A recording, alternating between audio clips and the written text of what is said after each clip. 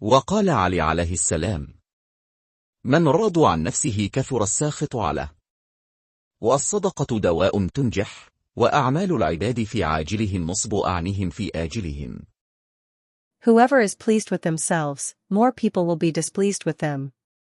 Charity is a beneficial medicine, and the deeds people do in this world will be before their eyes in the hereafter.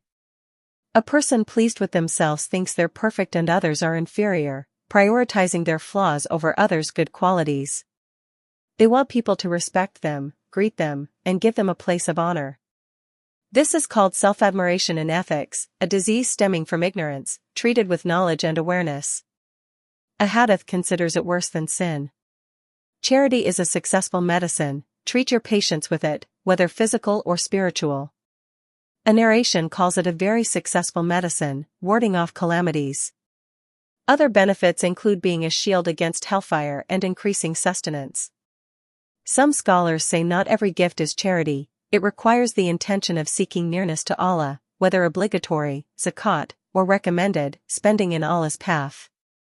People will see their deeds in the hereafter, they'll be shown their record of deeds. Allah says, that day, people will come forward in separate groups to be shown their deeds. Whoever does an atom's weight of good will see it, and whoever does an atom's weight of evil will see it. 99:6-8. Some scholars say Imam Ali, A.S., refers to deeds taking physical form in the hereafter.